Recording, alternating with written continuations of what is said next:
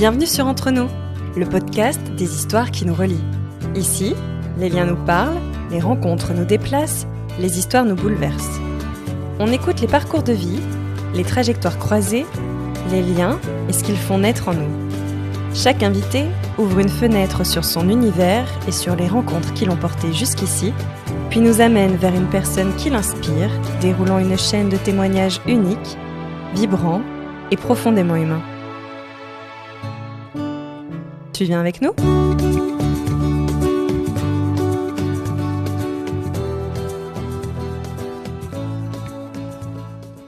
Bonjour Mathilde. Hello, hello. On se retrouve à nouveau, puisque Oui. du coup on a déjà eu l'occasion d'échanger toutes les deux sur ton parcours personnel, sur comment t'en es arrivée à l'astrologie. On va parler plus spécifiquement aujourd'hui de ce qui se passe collectivement pour cette année 2026, mais plus largement, et tu l'as un petit peu évoqué dans l'épisode précédent, de l'année 25, 26, 27, et donc tout ce qui va en découler. Tu vas nous présenter les gros axes. Et vraiment en parlant au collectif. Oui, je suis très contente d'être là, de te retrouver. J'ai essayé d'être un max accessible pour tous. Et je vais parler des énergies collectives, mais qui résonnent dans chaque prisme individuel et que les auditeurs et les auditrices pourront parfaitement comprendre, intégrer et puis faire écho, tu vois, dans leur vie. Ça va déjà donner, je pense, une vraie direction, tu vois, à prendre. Et peut-être pour certains, conforter certains choix, certaines postures, certains changements de vie aussi. Du coup, peut-être pour commencer, recadrer ce qu'est les énergies. Oui. Le transit aussi, tu parles de transit de planètes. Oui. Et de comment ça influe collectivement. Ok. Donc en fait, l'astrologie, c'est l'art d'aller illustrer des cycles dans des cycles dans des cycles dans des cycles. C'est-à-dire qu'on peut regarder ce qu'on appelle les transits. Les transits, c'est simplement les mouvements des planètes autour du Soleil. Toutes les planètes tournent autour du Soleil, d'accord ? Et en fait, on vient juste illustrer ce qu'on appelle ces transits, donc ces rotations planétaires. Nous, on est toujours, du point de vue de la Terre, en train d'observer les autres planètes du système solaire. Il y a 10 planètes en tout qui font ce qu'on appelle des transits, donc des révolutions autour du Soleil.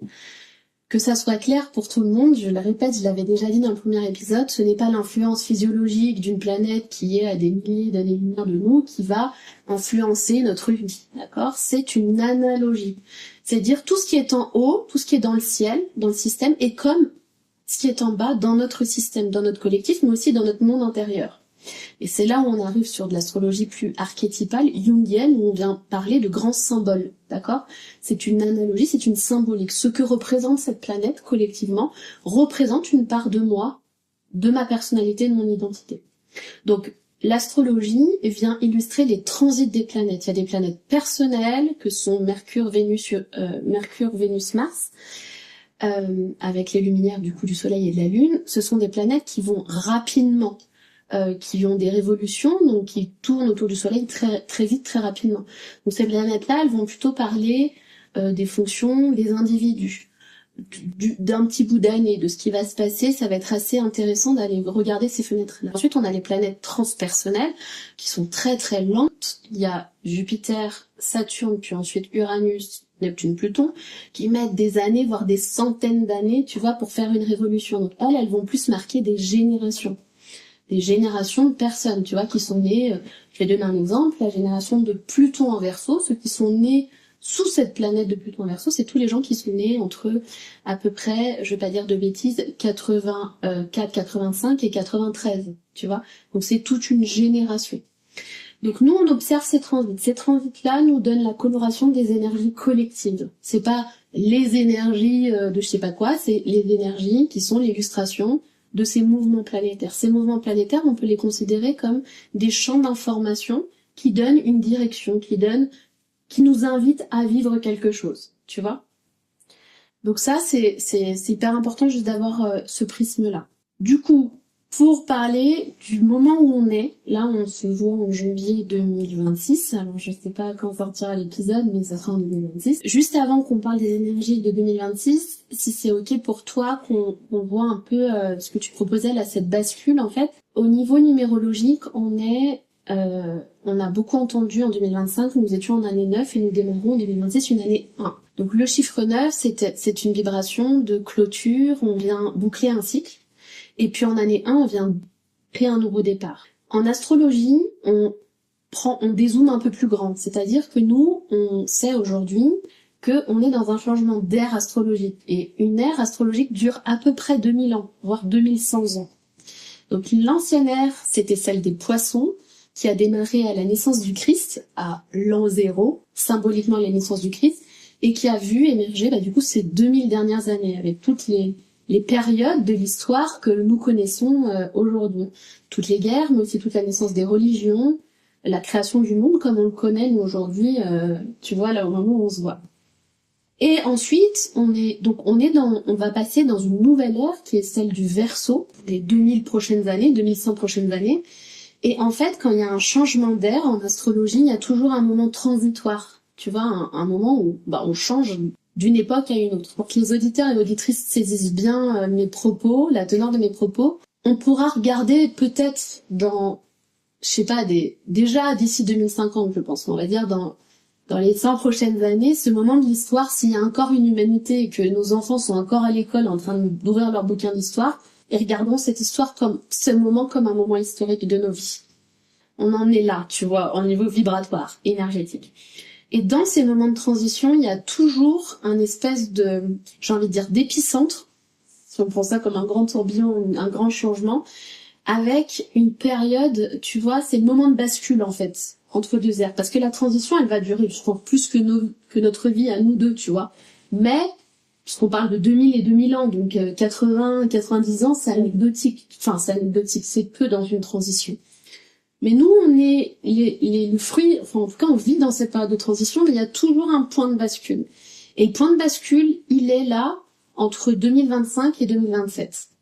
Pourquoi? Je vais l'expliquer en astro. Parce que ce fameux début d'ère du Verseau démarre pour nous avec le début du transit de Pluton en Verseau. Pluton est la dernière planète du système solaire. On l'a évincé. D'ailleurs, mes enfants m'ont appris ça. Aujourd'hui, quand ils apprennent le système solaire, ils enlèvent Pluton. Elle est très très très très loin. C'est la dernière planète qu'on a découverte dans le système solaire. C'est la plus mystique et mystérieuse. Pluton est la planète maîtresse du Scorpion. C'est l'agent de transformation. C'est celle qui vient nettoyer le karma, qui vient soulever le tapis de tout le caca de ce qui s'est passé dans le passé et qui vient nettoyer.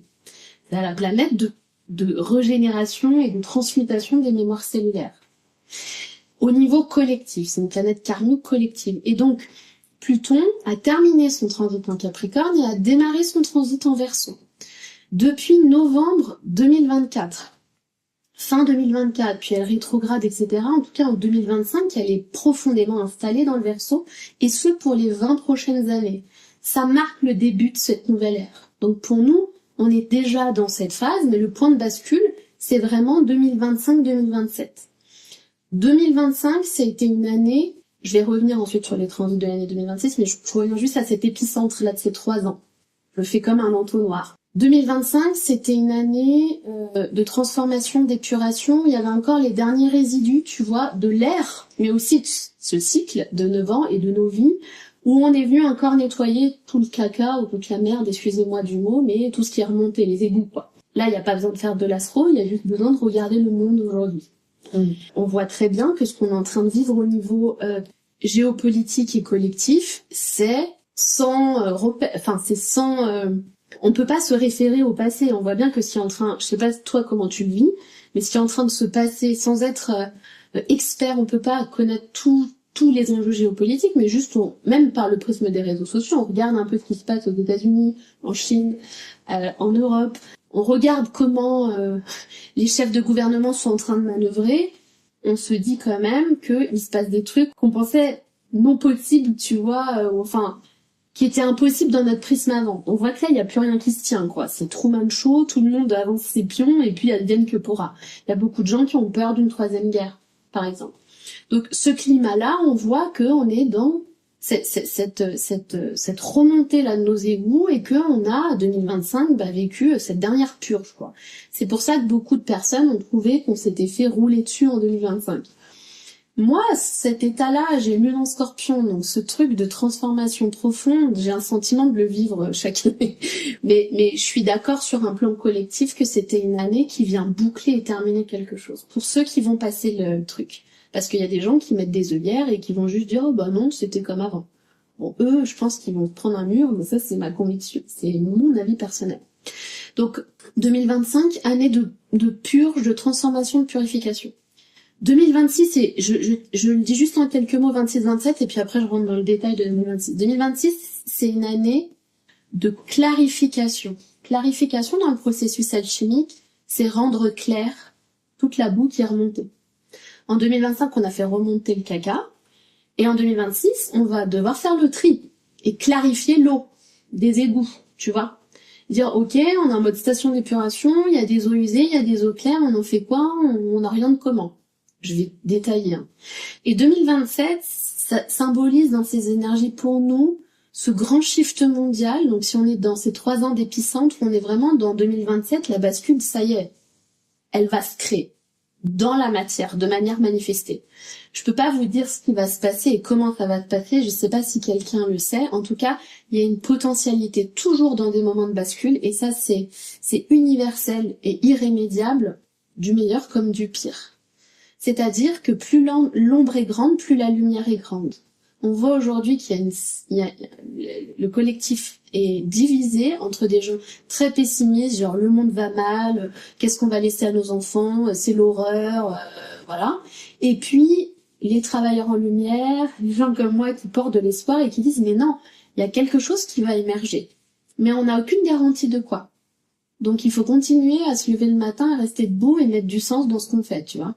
Donc il y a un peu ces deux mouvements. Et ça, j'ai pas besoin de faire de l'astro pour l'observer.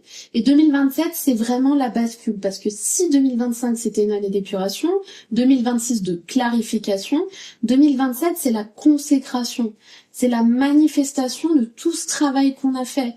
À titre personnel, dans nos vies, depuis toute notre vie, depuis toute l'ère, donc de tout le collectif humanité depuis 2000 ans, et puis si on prend une fenêtre numérologique, de ces 9 dernières années. Parce que tout se croise, si tu préfères. C'est vraiment des cycles dans des cycles. Donc, c'est un moment charnière dans lequel on est aujourd'hui. 2026, au global, et je vais revenir sur chaque période, c'est une année, on l'a dit, de clarification. C'est une année de nouvel élan, de nouveau départ. Il faut savoir un truc, c'est que nous, en astro, on considère, en tout cas, c'est ce que je partage, après chacun voit son début d'année comme il le souhaite. Mais pour nous, en astrologie, ça fait plus sens de démarrer l'année au moment du démarrage du zodiaque. On démarre le zodiaque en bélier, c'est le premier signe de feu du printemps. Il démarre le 21 mars, équinoxe du printemps. On démarre l'année le 21 mars. On démarre pas l'année le 1er janvier, dans notre prisme à nous. Du coup, quand on parle des énergies 2026, elles sont déjà à l'œuvre en janvier, on va en parler, mais le vrai démarrage, il est au mois de mars.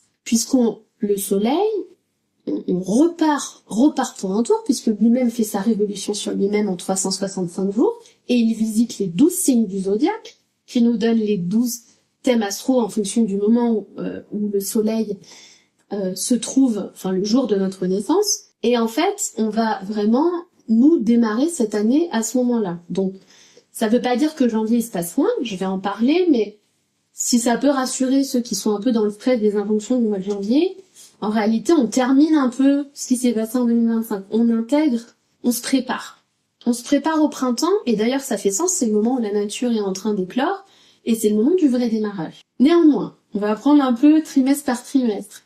Le mois de janvier, où on se trouve là 2026, c'est un mois où on est amené à s'orienter dans notre année, à s'orienter dans cette nouvelle ère à la fois collective mais aussi de nos vies, à venir prendre la responsabilité. Toutes les années, au mois de janvier, le soleil passe en Capricorne, d'accord? Donc il active l'axe Capricorne-Cancer. C'est un axe qui fonctionne comme un couple avec 2 énergies complémentaires. Donc chaque année, mois de janvier, le soleil vient éclairer le Capricorne. Donc en 2026 aussi. Donc nous sommes là dans des énergies où on est emmené à se responsabiliser, à faire des choix, à se positionner. C'est pas un positionnement tout feu tout flamme, c'est quelque chose de très réfléchi. Il y a une forme de ok, je prends une direction intérieure et je m'engage à quelque chose. C'est quoi mes engagements? C'est quoi ce que je veux plus sacrifier cette année et ce sur quoi? Quels vont être mon travail en fait de fond? On peut être extrêmement challengé dans sa posture professionnelle et parentale, puisque les Capricornes parlent de la vie sociale et de la vie professionnelle et de la responsabilité aussi en tant que parent. On peut vivre ce type de sujet. Moi, je suis en plein dedans, par exemple. Donc ça, c'est l'énergie globale de tous les mois de janvier et du mois de janvier 2026. Ce qui est particulier cette année, en termes d'énergie collective, c'est que le 27 janvier, Neptune, qui est une planète très lente, qui passe de signe de 12 ans en 12 ans, donc qui siège longtemps dans une énergie, va quitter les Poissons, qui est le dernier signe du zodiaque, et va démarrer un cycle en Bélier. Donc déjà, on n'est pas encore au mois de mars, mais je vous ai dit tout à l'heure que l'énergie du Bélier au mois de mars, c'était le démarrage, et là, on a une grosse planète lente, transpersonnelle, générationnelle, qui commence déjà son activation en Bélier à partir du 27 janvier, et qui siégera pour 12 ans, jusqu'au 23 mai 2038. Les planètes lentes ne parlent pas que d'un individu, elles parlent du collectif, mais elles viennent nous impacter. Ce qui est intéressant, c'est que Neptune, c'est une planète de base, c'est le maître du Poisson, qui est une planète d'eau. Donc ça fait quoi d'avoir une planète d'eau dans du feu? Ça peut donner des coups d'épée dans l'eau. Ça veut dire qu'en fait, on va sentir l'impulsion d'y aller, l'envie de lancer des choses, mais qu'on va être amené à être très réaliste et très structuré sur notre manière de les implémenter. Neptune en Poisson, pendant les 12 dernières années, il a créé ce fameux réveil spirituel.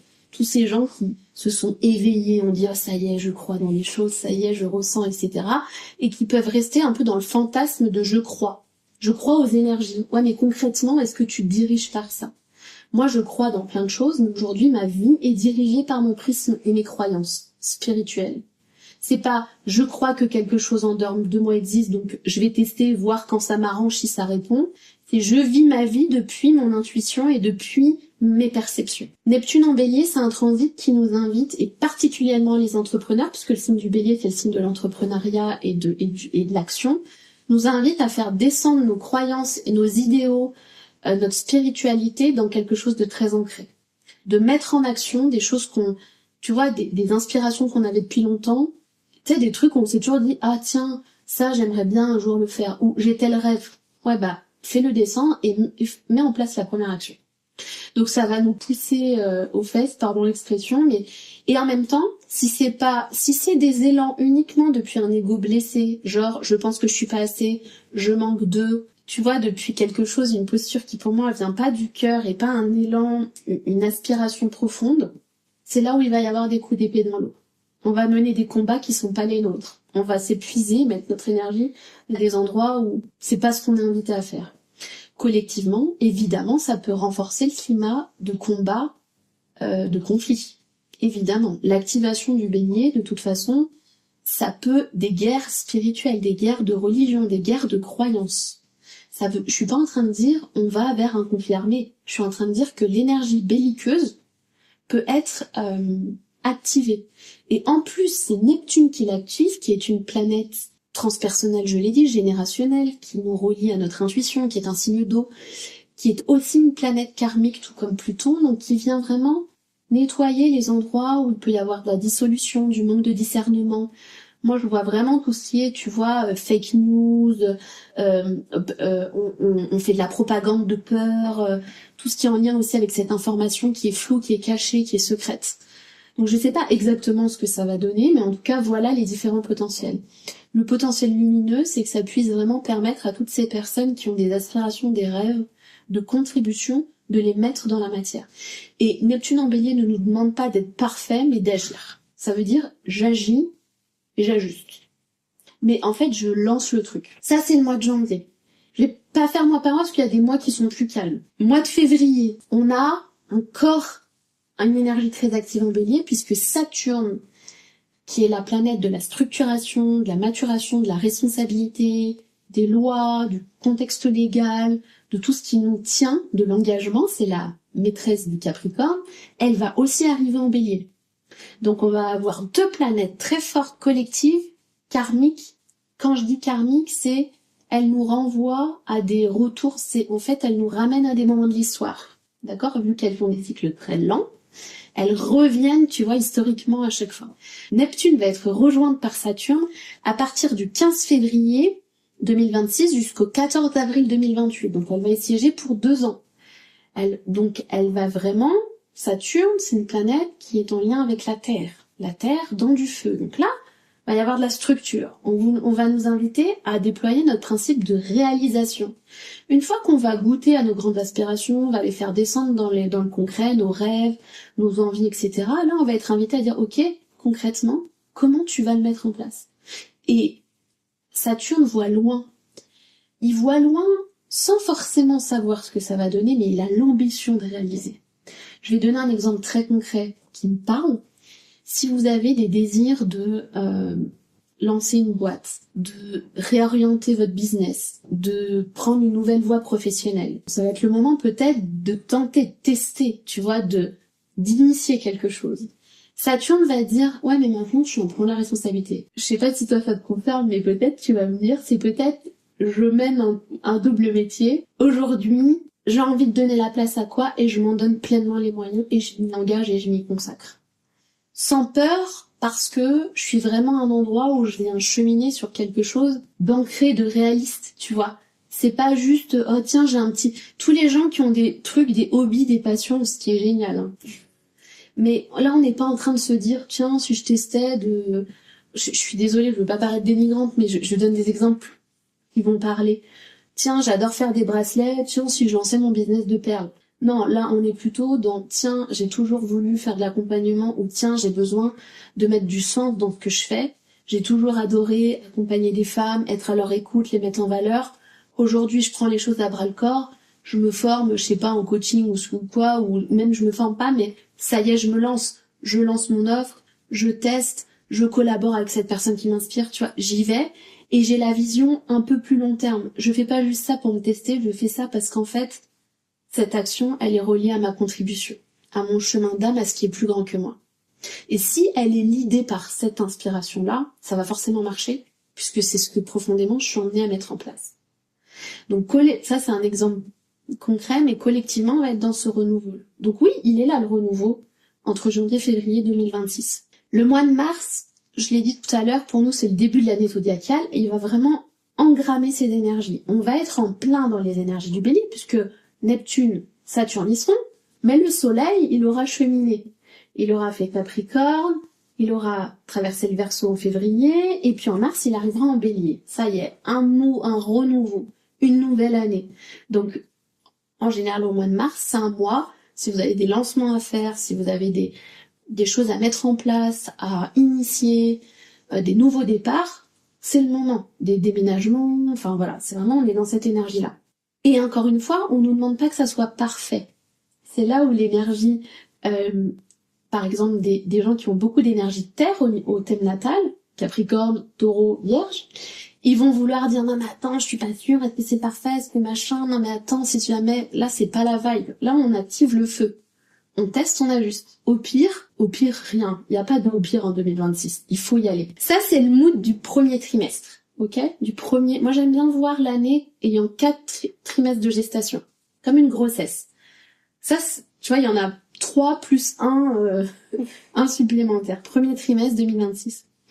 Ensuite, au printemps, donc là on a vu jusqu'au mois de mars. Ensuite, on passe dans une énergie, on va un peu sauter, on va un peu avancer, mais on va se retrouver au mois d'avril. Fin avril, il y a une autre planète lente. Pourquoi je vous disais qu'on est dans ce moment de bascule et comment ça s'illustre? Parce que toutes les planètes lentes sont en train de changer de cycle. Si elles l'ont pas fait en 2025, elles le font en 2026. Et on parle de transit 12 ans, 19 ans, enfin, tu vois ce que je veux dire? C'est genre 3 mois. Donc c'est comme ça que nous on décode aussi les changements. C'est pas juste parce que telle planète bouge, c'est parce que ça marque une période de vie, tu vois, au-delà de l'ère astrologique. Le 27 avril 2026, et ce pour 6 ans, donc jusqu'au 4 août 2032, Uranus quitte le Taureau pour révolutionner l'ère des Gémeaux. Donc on sera aussi au mois d'avril, le Soleil sera dans la période Taureau, donc ça efface cette énergie. Uranus en Taureau, donc pendant les 6 dernières années, il nous a fait travailler notre rapport à la sécurité matérielle, émotionnelle, physique, donc tout le travail sur le système nerveux. En fait, c'est je me sens en sécurité.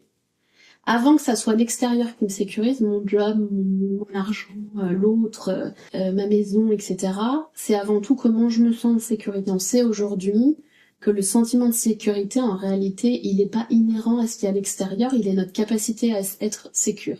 Et notre capacité à être sécure, c'est notre capacité à être bien régulée, donc à ne pas être dans une réponse de survie traumatique. Donc à avoir l'impression qu'à tout moment, on va nous perdre, se faire bouffer et mourir littéralement. C'est ça, hein, le système nerveux, il sert à ça, à nous préserver de la mort. Donc ces 6 dernières années, on a eu plein de situations au niveau collectif pour nous faire travailler, mais en fait, ta sécurité... Le taureau, lui, il adore se dire « Oh, je suis tranquille, c'est comme ça et c'est pas autrement. » C'est toutes nos anciennes fondations. On voit bien qu'aujourd'hui, le monde, on peut plus dire « Ah oui, mais maintenant, quand j'ai mon CDI, c'est bon. » ou « Ah, ma retraite. » ou « Ah, mon prêt. » ou le monde va trop vite, il est trop incertain. Il nous fait travailler cette idée que la sécurité, l'ancrage, c'est en nous, c'est pas à l'extérieur de nous. Le transit, il dit pas mets-toi en insécurité, il est venu nous dire qu'est-ce que c'est vraiment la sécurité. Et toutes ces phases d'anxiété qu'on a et tout ce travail sur le système nerveux qui est en train d'être beaucoup plus beaucoup plus visible aujourd'hui, on en parle beaucoup plus. Le travail en neurosciences, du coup de faire du lien avec ce sentiment de sécurité, ces réponses de survie, etc. Sur le trauma aussi, vient du fait que nos systèmes individuels et donc notre système collectif ont été fortement challengés. Le trauma aujourd'hui, il est collectif. C'est-à-dire que même si personnellement on est plutôt dans un pays en France en sécurité, etc., on est tous soumis plus ou moins à de l'anxiété, mais parce que on est dans une époque historique. Nos parents, j'en parlais il y a peu avec une dame en consultation de la génération de mes parents, donc 65, tu vois, et elle me dit, mais nous, on s'est jamais posé la question du monde de demain. En fait, que nos enfants, ils allaient pouvoir manger, boire, etc., on n'était pas stressés du tout. Nous, notre sujet, c'était de rester dans un couple plus ou moins soudé, alors que ça pouvait partir un peu à volo, que nos enfants fassent des études pour qu'ils aient un bon job. C'était ça leur sujet, en fait. Donc, on n'a jamais été dans cette situation, en tout cas de ce qu'on peut percevoir aujourd'hui, on n'a jamais eu ce niveau de conscience. On est quand même une génération où on est les premiers à s'observer vivre. Même nos parents, ils allaient pas chez des thérapeutes, ou très peu. Ils allaient pas, est-ce qu'ils faisaient ce taf de se regarder et de se dire, attends, qu'est-ce que je suis en train de faire? C'est quelle blessure, machin. Non, mais où va le monde et tout? Enfin, je veux dire, c'était pas leur sujet. Donc là, on est le premier collectif, on se regarde vivre. Et on a un regard hyper conscient, hyper connecté et internationalisé sur ce qu'on est en train de vivre. Donc c'est facteur d'une anxiété monstre. Mais est-ce qu'on peut comprendre que peut-être on doit vivre ça pour se détacher de nos vieux systèmes et de tout ce qui nous sécurisait et de tout ce qui nous ancrait avant, mais créer un nouveau socle de sécurité qui sera plus... Et ça, c'est le transit de Uranus en Gémeaux, du coup, à partir du mois d'avril, c'est la révolution du lien. C'est en fait parce que on est ensemble, parce qu'il y a d'autres, parce que je suis en lien avec les autres, alors ensemble, on va créer quelque chose de plus sécure, de nouvelles bases, etc. Ça me touche par rapport entre nous, ça, tu vois. Bah, toi, t'es complètement... Alors, merci de me tendre la perche. Entre nous, déjà le nom, et puis la vibration et l'inspiration, enfin, l'énergie que t'as mis dans cette aventure, il y a vraiment cette idée d'aller recréer du lien, tu vois. Et ce que tu es en train de faire, c'est une contribution. Pour les autres, pour les gens qui nous écoutent, pour moi, parce qu'on se parle, et tu vois, donc c'est super. Donc ouais, ça va être une révolution du lien. Uranus, il vient créer de la fracture, il vient créer du mouvement, de la révolution, du changement dans notre manière d'être en lien. Est-ce que ça va être la fin des réseaux sociaux, en tout cas notre manière de l'utiliser? Est-ce qu'on va davantage se relier? Est-ce qu'on va plus s'écouter, mieux communiquer? On est sur ces sujets-là. Donc on n'est plus sur les sujets de sécurité, on est sur les sujets de lien. Et dans quelle mesure le lien devient un soutien et un socle de sécurité? En réalité, si demain on perdait tout, mais si on était solidaires et ensemble, tu vois, je te donne un exemple bidon, mais demain je perds ma maison dans une catastrophe climatique. J'aime bien donner ces deux exemples qui vont parler. J'ai peut-être mon voisin qui a une maison et qui va m'accueillir. Et en fait, ma survie ou ma vie, ça dépend comment on le voit, va dépendre de la qualité des liens que j'ai tissés. Si on vit, je me mets vraiment scénario catastrophe pour que ça choque un peu, mais la personne qui va être riche demain, c'est celle qui aura un puits peut-être dans son jardin quand il y aura plus d'eau. Et dans quelle mesure j'aurais nourri des liens avec cette personne qui a un puits et je pourrais venir boire à son puits et peut-être moi lui donner autre chose. Je prends volontairement des exemples forts, mais parce qu'on en est là en fait. En tout cas, 2026, au mois d'avril, on va pendant les 6 prochaines années, être davantage dans cette énergie de retour au lien.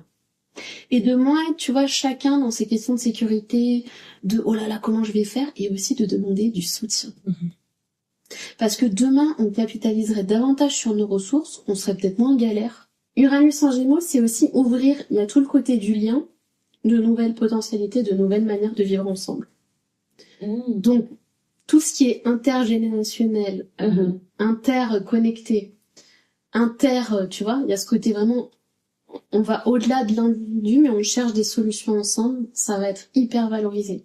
Et en fait, on a été vraiment dans une génération où il y a eu beaucoup, tu vois, de peur d'être au-dessus, en dessous, de se comparer, de on va me voler ça, de il faut se préserver pour vivre heureux, vivre en cage, tu vois, d'individualité. Et je trouve que ce vent-là, cette révolution aérienne, à la fois il y a Pluton en Verseau et Uranus en Gémeaux, va nous repermettre de recréer des échanges et de la fluidité, et donc des collaborations. Puisque, je rappelle un petit truc quand même important, cette année 2026 de clarification, elle nous invite à trier ce qui est plus juste pour le monde de maintenant et ce qui appartient au monde d'avant. Et de recréer des nouveaux projets, un nouveau projet collectif. Ça peut être très gros quand on le dit comme ça, mais en fait, les révolutions et tous les changements ne viennent jamais du haut du gouvernement, ils viennent toujours du peuple, du bas. C'est une petite action individuelle, comme le colibri, je sais pas si tu connais cette légende, du petit oiseau, il y a un grand feu dans une forêt, c'est très rapide, et il y a un petit colibri, c'est un petit oiseau, qui dans son bec porte quelques gouttes et va éteindre les flammes. Et puis les gros animaux, l'éléphant, la girafe, lui disent « Mais qu'est-ce que tu fais ? Tu vas jamais éteindre le feu ?» Il dit « Mais c'est pas grave, je fais ma part. » On est vraiment dans cette énergie, le colibri c'est le symbole du Verseau, on est vraiment dans cette énergie de dire en fait, une action, ça va faire des petits. Et petit à petit, tu vois, d'une collaboration en duo, d'un cercle de femmes, d'un rendez-vous entre femmes, d'un projet collectif, d'amitié, de lien, en fait, ça va prendre de l'ampleur et les initiatives vont permettre de remonter et de profondément transformer le collectif. Ça va prendre du temps, il y a du taf, mais si chacun prend sa part, tu vois, c'est plutôt lumineux. En tout cas, c'est mon avis. Ça, c'est la vibe, on va dire, tu vois, janvier, avril-mai. Au mois de juin, il y a un transit aussi qui est important, c'est celui de Jupiter. Alors, Saturne change de signe tous les 2 ans et Jupiter tous les ans. Donc, chaque année, on a une espèce de direction collective. De juin à juin, donc du 30 juin 2025 jusqu'au 30 juin 2026, Jupiter a œuvré en Cancer. Donc, il nous a permis collectivement de faire le travail de guérison de la mémoire cellulaire. L'énergie du Cancer nous renvoie aux énergies de la mère, de la matrice, d'où nous venons, de notre naissance, de pourquoi nous avons choisi cette vie, de toutes nos blessures d'enfance. C'est le signe de l'enfance, le Capricorne, le monde des adultes, le Cancer, le monde de l'enfance, Capricorne, énergie du père, Cancer, énergie de la mère et du féminin sacré. Donc, on a eu aussi beaucoup cette génération de thérapeutes autour de la femme, du féminin, etc. Tout ce travail qu'on a fait et qu'on va faire jusqu'à l'été prochain, il va permettre ensuite à Jupiter de transiter pour la prochaine année, donc du 30 juin 2026 au 26 juillet 2027, en Lion. Jupiter en Lion, Jupiter il donne une direction, il donne un sens, une guérison, le sens de la guérison collective de l'année. Il donne un grand sens de transmission. Jupiter, c'est la maîtresse du Sagittaire. Le Sagittaire donne une orientation. C'est un signe très spirituel qui donne une direction, une inspiration, une grande boussole de guérison collective. Donc ça, Jupiter représente le travail de guérison. Qu'est-ce qu'on est en train de guérir ? Qu'est-ce qu'on est en train de mettre au travail en filigrane dans nos vies ? Donc on a travaillé sur le Cancer, maintenant on va travailler sur le Lion. Le Lion, c'est la question de trouver sa place. Il est à l'exact opposé du Verseau. Pour que le collectif soit harmonieux, il faut que chacun reprenne sa place. Et je peux reprendre ma place dans mon couple, dans ma famille, dans ma vie, dans mon job. Si je sais qui je suis, je sais ce que je vaux. Je suis plus en train d'œuvrer depuis mes blessures, je le dis souvent, mais depuis une posture où je suis souverain, où je suis aux commandes et je suis pas une victime du système. Donc il va nous faire travailler notre souveraineté, notre confiance, notre estime de nous, nos messages et notre lumière. Le lion, il est visible. Il affiche ses messages. Il n'a pas peur d'être ce qu'il est. Tu vois ? Donc il y a tout ce travail aussi sur comment on va prendre notre lumière et comment on va se remettre au centre de nos vies et de nos projets. Ça, c'est une énergie qui va nous guider toute l'année. Et puis après, je l'ai un peu conclu comme ça parce qu'en fait, dans le dernier semestre 2026, il n'y a pas de... Alors, on est traversé chaque mois par des énergies, mais je veux dire, ça va être une intégration de ce premier semestre. À partir du mois de septembre, on rentre dans les énergies de la Vierge, comme chaque année. En août, on est dans le Lion, en septembre dans la Vierge, en octobre dans la Balance, en novembre dans le Scorpion, décembre Sagittaire, et puis on termine en Capricorne, et puis on recommence, tu vois, comme ça. Donc, le deuxième semestre 2026, dans ce processus de clarification, si on a fait le job pendant le premier semestre, on va peut-être récolter les fruits de ce qu'on a mis en place. On aura peut-être, en tout cas, il y a la potentialité de retrouver ça à juste place, d'œuvrer depuis une posture souveraine et non pas victimaire, tu vois. On aura guéri certaines blessures et du coup on sera prêt à ce qui nous attend. On aura mis en action ce qu'on avait besoin de mettre en action. On aura projeté une ambition réaliste pour le mener en tout cas de manière responsable. On se sera réaligné sur ce qui compte vraiment, nos aspirations de cœur. Et puis surtout, on sera sorti de nos idéaux, notre flou, de nos croyances, de toute collectivement cette spiritualité là très désincarnée où chacun en fait reconnecte avec son intuition mais on fait pas grand chose. Parce que c'est bien beau d'écouter les signes de la vie, si on fait rien, il se passe rien en fait, tu vois. Moi j'aurais pu passer, je donne mon exemple, et c'est celui que je connais, encore une fois c'est pas pour me placer dans une posture de sachant. Moi j'aurais pu passer ma vie, avoir de l'intuition, ressentir des choses, être intéressée par plein de trucs, et puis faire ma carrière dans le marketing, et ça aurait été très bien, je ne critique pas, mais je serais passée peut-être à côté de ma vraie contribution. Et aujourd'hui je crois qu'il faut être clair avec les personnes que œuvrer, contribuer au monde, c'est pas dans l'abnégation de ses besoins personnels, c'est pas dans l'abnégation de ses besoins matériels, c'est un juste équilibre. Et que c'est un choix exigeant. Moi, je dis souvent, bien sûr que dans les faits, ça aurait été plus facile de suivre le moule, le truc, le CDI, le machin dans le market et tout, et ça aurait pu être génial, j'aurais pu contribuer. J'ai tellement foi et confiance dans le fait que on a chacun besoin de retrouver notre place, et on a chacun une place particulière. On n'est pas tous faits pour être guides, thérapeutes, etc. On a besoin de gens dans des boîtes, on a besoin de mères, c'est une contribution, on a besoin de boulangers qui font du pain, tu vois, c'est important. On a besoin de gens qui sont à leur place. Mais pas une place par défaut, par conformisme, où je me rapetisse parce que j'ai pas le choix, parce que c'est comme ça, tu vois. Il y a vraiment cette idée de, si je sens profondément, j'ai des signes, je sais pas, ça fait 20 fois qu'on me dit, ah, toi, t'as un truc pour ça, mais je te verrai bien, mais t'as vu naturellement ton talent, t'as vu l'intuition que t'as vu ce que tu déploies, t'as vu ta créativité. Maintenant, on arrête, tu vois, d'entendre ça et on se dit, ok, j'en fais. Voilà, les énergies de 2026. Tout ce que je dis, je le vis avec vous, on le vit, et c'est exigeant. Mais ça va être génial. Tu sais, je te partage juste ça, je sais pas si tu le mettras, mais tout ce décodage des énergies, on m'a déjà demandé, mais pourquoi tu fais ça, ou genre, qu'est-ce que ça t'apporte? La première chose, ça m'a soulagée. Pas soulagée, tu vois, dans un truc, genre posture, oh bah, je m'en lave les mains et c'est les énergies, c'est pas moi. Parce que les énergies, c'est nous. Le collectif, les planètes, le système, c'est les humains, on les vit sur Terre. Mais je me suis dit, en fait, c'est ok, on est dans une époque où on est en train de se transformer. On n'est pas là par hasard, en fait, on n'est pas arrivé, genre les pauvres, on est dans ce monde de merde, tu vois. Il y a vraiment une responsabilité à prendre, mais au bout d'un moment, il faut juste la prendre. Et pas en mode sauveur, genre, oh là là, je vais sauver le monde. Le monde, il a pas besoin d'être sauvé, la Terre nous survivra. Le monde, il a besoin d'être éclairé, aimé, et contrebalancer la noirceur et le désespoir par de l'amour, de l'espoir et de la créativité. Et en fait, c'est juste comme ça qu'on va recréer un équilibre. Donc, si chacun déjà reprend sa part, nécessairement, tu vois, il va y avoir des belles initiatives. Mais on peut pas juste, et là je suis désolée, je m'adresse à ceux qui vont les écouter parce que on a cette tendance, et je m'inclus dedans, même si je m'efforce de ne pas être dans cette posture, on a quand même beaucoup tendance à se plaindre. Et puis, tout le New Age spirituel nous a beaucoup bassiné les énergies, comme si c'était un truc extérieur à nous, genre on peut rien, on est comme ça, on attend.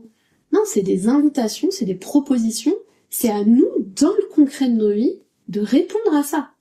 Et on peut pas juste rester dans son canapé devant à scroller, à dire oh là là, ah oui c'est vrai que je suis fatiguée, les énergies c'est dur en ce moment. Enfin tu vois, il se passe rien, c'est pas constructif. Moi c'est vrai que j'aime pas cette vibe là. C'est pas comme ça que je perçois les choses. Donc en tout cas si ça peut donner de l'espoir, moi j'en ai beaucoup. Mais je suis très au clair avec le fait qu'il y a de l'espoir, mais il y a de l'ombre. Il faut pas le nier, tu vois. Et ça, on est en train d'essayer de lutter contre une loi naturelle. La lumière existe parce qu'il y a de l'ombre. On est en paix parce qu'il y a de la guerre. Il y a de l'amour et de l'émerveillement parce qu'il y a de l'horreur. En fait, tout l'humain est fait de ces deux énergies. Donc le collectif est fait de ces deux énergies et il faut dealer avec. Donc il faut mieux poser le constat, de dire ok, ça existe, c'est là, en moi, en toi, en nous. Et après, comment on avance, et c'est l'histoire du loup, qu'est-ce qu'on nourrit, tu vois. On refera pour 2027. Ah bah avec plaisir quand tu veux. Ouais, ça marche. Merci. On se retrouve très vite pour la suite des épisodes d'Entre nous. Là, c'était vraiment un épisode hors série qui pose les bases qui m'ont aussi, et je te remercie de souligner l'importance du collectif et des liens qui vont transmuter aussi pour cette année. Je vous remercie beaucoup pour votre écoute. J'espère que ça vous apportera de la lumière, que ça vibrera en vous, et on se retrouve très vite. À bientôt.